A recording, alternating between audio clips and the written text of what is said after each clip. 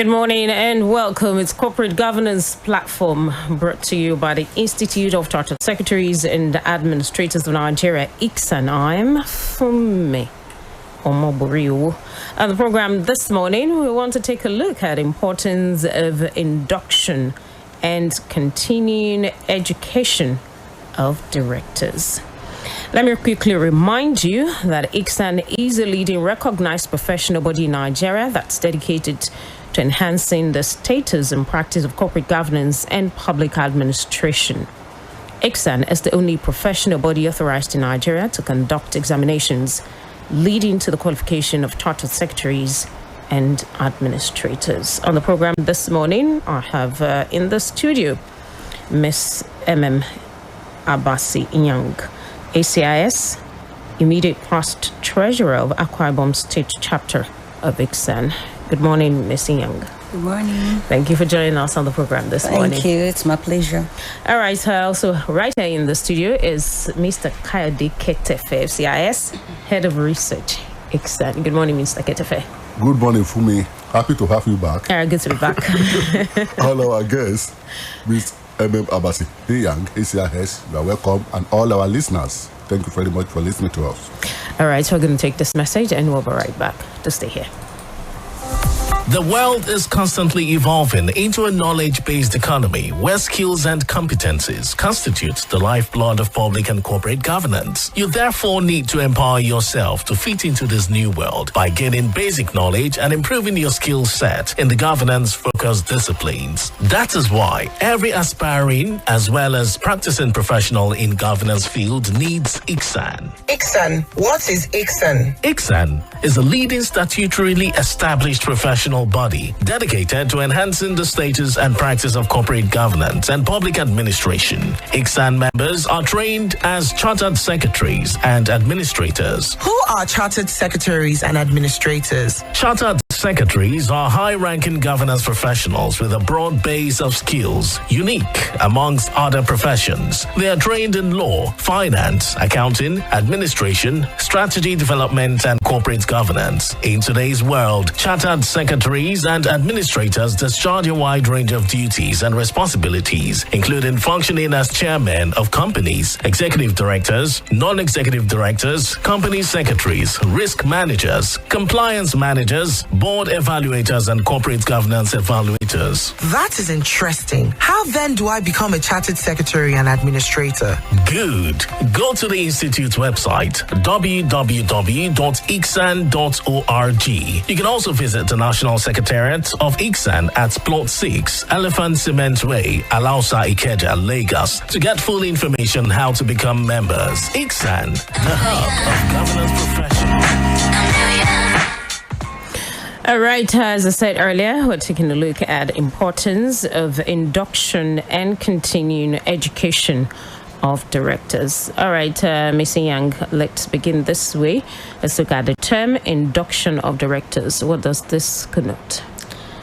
Induction of directors refers to a formal introduction of new directors to the organization and to the board. Basically, it's a crucial process that ensures that directors are well informed about the company's operations, about the company's culture, its strategy, governance framework, their responsibilities as individual directors, and, responsibilities of the board as a whole. So it's a critical component of board governance that helps to ensure that directors are prepared for the task ahead of them. Okay. Now, why does the code recommend that the induction of new directors should take place as soon as feasible after their appointment? So as I mentioned, induction is preparation for the task ahead. So the code recommends that this should be done as early as possible to ensure that from day one, directors are taking informed decisions, to ensure that there is no misunderstanding of responsibilities, that there is no misunderstanding of roles. So when directors are inducted as early as possible, they get familiar with the corporate culture, they're able to align with the organizational values. So take, for instance, that an organization fails to induct directors on time and then tell them about the policies. And then directors are already conflicting, they're already finding themselves making mistakes, being non-compliant. So it poses a risk if you fail to induct your directors as early as possible.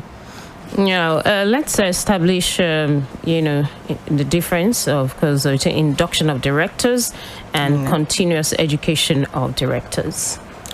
So continuous education of directors and induction of directors are both important in board governance, but they are different in different respects. And one would be timing. Induction of directors takes place as early as possible, like I said. Is a first step, after appointing a director. On the other hand, continuous education is an ongoing process that happens throughout the tenure of the director. The other difference would be the purpose. Whereas the purpose of induction is to familiarize the directors with the organization and with the board committees, and so on. The purpose of continuous education is to keep the directors up to date with industry trends, with market developments, to ensure that they remain knowledgeable throughout their tenure. And then the content of the two are different. So the content of induction will basically be issues like the history of the organization, its mission, its values, its structures. And these are things that don't change, quite often. But for continuous education, we deal with issues that are changing every day. That's why we call it continuous education. So we're going to be looking at industry conferences, seminars, and the likes, to ensure that the directors stay in touch with relevant developments that affect their organization.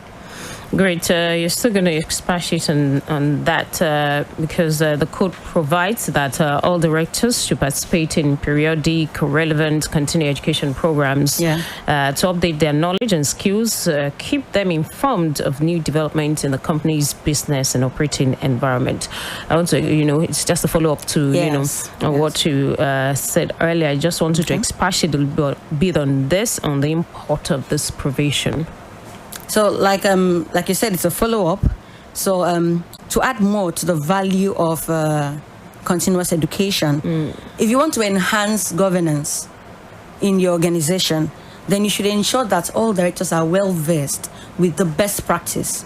That's what continuous education offers you. You're well-versed with best practices in terms of corporate governance, and then that will ensure that your oversight function is top-notch at all times. And then there's the issue of regulatory compliance, which directors would gain understanding of throughout the continuous education programs. This would ensure that the risk of non-compliance, reputational damage, and the likes are avoided.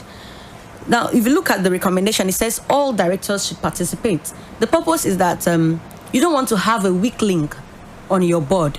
So whereas some directors are thinking forward, others are thinking backward. In order to ensure that some directors are not taking us backward, all of them should participate in continuous education. All right, great. So let's look at the link between board evaluation and development of the appropriate training for the board members. Okay, so first I would explain what board evaluation is. Board evaluation is basically about assessing the board's performance, assessing individual board members, with the purpose of identifying areas where the individual directors or where the board as a whole may require, upskilling, may require, where there may be knowledge gaps, that require training.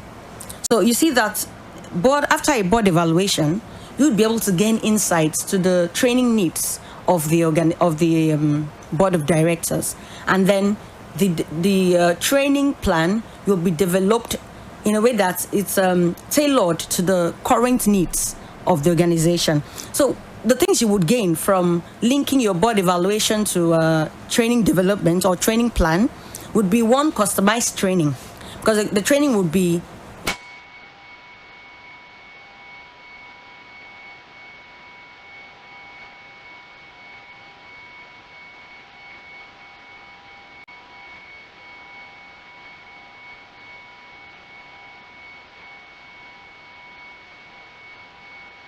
it's a high priority training. And then you also be able to allocate cost properly for each of the training plan. And another thing is board dynamics, which is usually overlooked.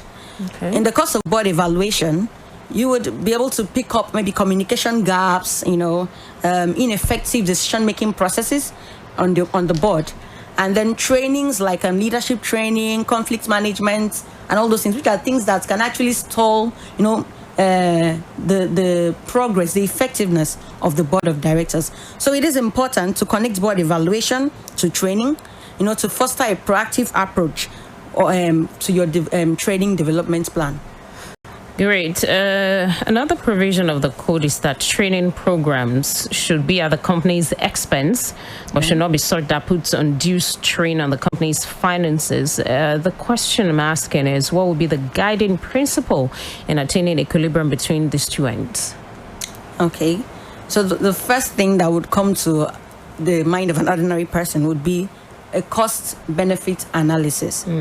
So on one hand, you have the cost. On the other hand, you have the benefits of the training. Is it commensurate? And that is where, again, board evaluation is important. Okay? And then the other thing is prioritization. You don't just go after every training all at once.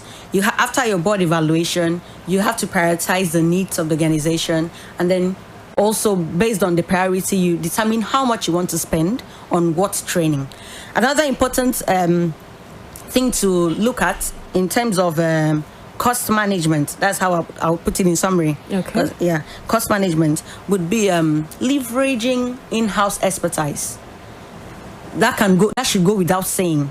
Using your senior management team, internal auditors, your legal counsel in-house, for some trainings, apart from those that probably you might need external professional bodies to assist in. Then lastly, you will notice that firms now offer virtual training, instead of in-person training, which is most times cheaper or more affordable, because no training is cheap, more affordable than in-person training. So you go for modes of training that will help you save cost. And then again, strategic collaborations with professional bodies are important. For instance, if you collaborate with ICSAN, you would be able to get discounts, subsidized rates for your trainings. Yeah. All right. And finally, advice. I wanted to advise our corporate entities on the issue of induction of directors. Well, I would say my last words, because I've been giving a lot of advice already. So my last words really would be that induction and continuous education of directors are fundamental if you are interested in building a knowledgeable, a skilled and effective board. If an organization is looking to get the most from its board of directors in terms of contribution to the company's success and sustainability, then such organization must not underrate the importance of induction and continuous education. In as much as, directors most times will come from different walks of life, they're already experienced in different fields. But being a director is different. So you cannot leave things to chance. You have to ensure that they are well informed, they are well equipped about their responsibilities, about their roles throughout their tenure. Great, thank you so much, Ms. Inyang. Mr. Ketefe, what advice does the Institute have for firms and organizations who do not place due premium on training of directors? Thank you very much, Fumi. And let me use this opportunity to thank our guests for having done a very good work. So apart from the fact that not adherence to the provision of the code on issue of training is a breach of the code. Yeah. Adherence to induction and training also has its numerous advantages. It empowers the directors to perform their work effectively and efficiently. And it also gives them leverage in decision making. Most importantly, the issue of liability. If you breach the code, you are liable under with its numerous consequences, negative consequences. Let me also say that some directors, like non-executive directors, they can't even function effectively without the initial induction because they lack that the way the business operates, the insider knowledge of the business and the working environment of the business. Having said that, I will also add that all directors, the issue of induction and continuous training is important for all directors.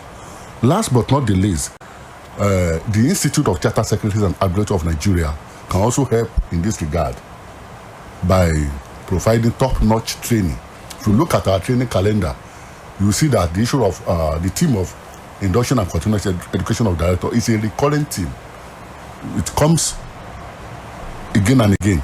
So those who are interested can just take a look at our training calendar and try to participate in any of these training. Also, the institute also offers top-notch specialized in-house training for any organization that requires it. So I'm using this opportunity to invite all corporate entities, associations, and organizations that they can approach ICSAN whenever they need top-notch training for their top management staff. All right. Thank you very much. Thank you so much, Mr. Kadi Ketefe, CIS, Head of Research, ICSAN, and also Ms. EMEM ABBAS-INYANG, ACIS, Immediate Past Treasurer of AKWA IBOM State Chapter of ICSAN. Thank you so much for having you. You're most welcome. On the program. That's how we wrap it up this morning on Corporate Governance Platform, brought to you by the Institute of Chartered Secretaries and Administrators of Nigeria, ICSAN. We're back again next week, Wednesday, 10:15 a.m. on a fresh edition. I am Funmi Omoburi. Enjoy the rest of the day. Good content. Exciting.